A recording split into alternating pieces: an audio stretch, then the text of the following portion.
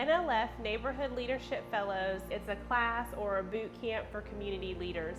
It's basically a place where you can go, network, learn more about community organizing, affecting policy, and advocating for people. I've seen elected officials come out of the space. I've seen a lot of people who have different nonprofit organizations and businesses that impact community come out of the space. There were heavy hitters. I mean, from alder people to heads of organizations, mayors. I don't mean heavy hitter just because they had a title.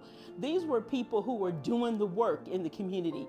So to sit with them, to learn from them, to listen to them, it was just inspiring. It also introduced me to a whole pool of people that are doing different things in their community to fix and raise up their communities, and so you kind of have a network of support around you the whole time. For me, the biggest thing was the networking and the connections, learning about what other people are doing, the work that they're doing in the community, because there is so much work being done that a lot of times you just don't know about it. I felt more confident in making connections and talking to people and advocating for Spanish Lake. And so it made us want to work. So I could call up somebody and say, you know, we want to do this.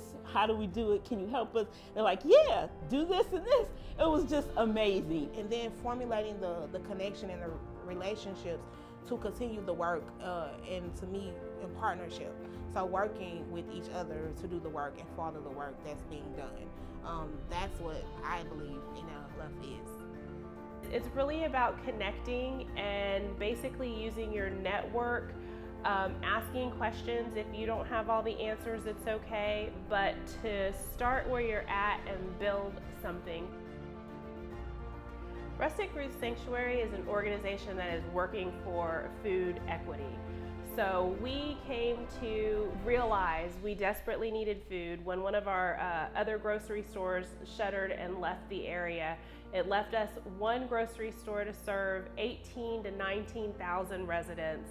And so in this area of North County, we have several dollar stores, we have liquor stores, we have gas stations, but we don't have real food. The other problem is a lot of people in this area are dependent on one car or don't have a car. So we need places with fresh food that are kind of spread out throughout the neighborhood.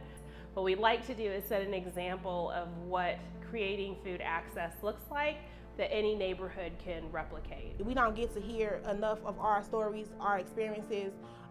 We don't get to shed good light on things that positively happening in our communities. And so that's what I'm doing for the next generation, to see positivity.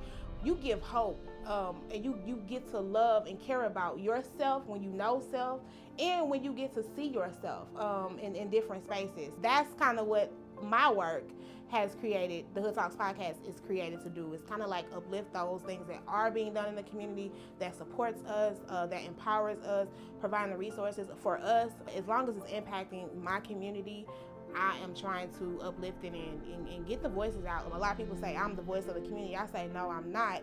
I am one voice, and I'm just trying to amplify other voices. There are so many voices, and we need to hear, and we need to listen, and we need to act. So that's kind of what the Hood Talks podcast is doing. We're not just talking, even though the Hood talks, we're also trying to do the work. But once I took that class, I learned how to gather people together to help with that work. And then it became a big thing. And then when I started working for We Collab, which is a group of neighbors who live in the West End and Visitation Park, who are working together to create a West End plan about what we want to see in our neighborhood. We don't want developers just coming into our neighborhood and doing whatever they want. We want to have a say. We want to have a voice.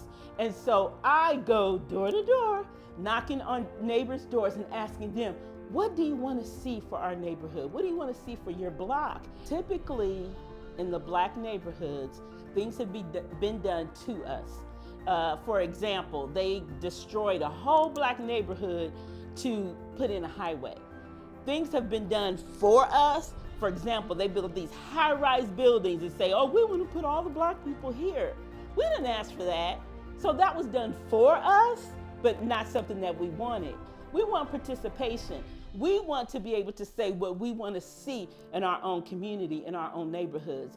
And that is what we're doing. So we're working to make sure that what happens in the West End happens because this is what we say is going to happen, and not someone coming from outside saying what is going to happen. us together made it better.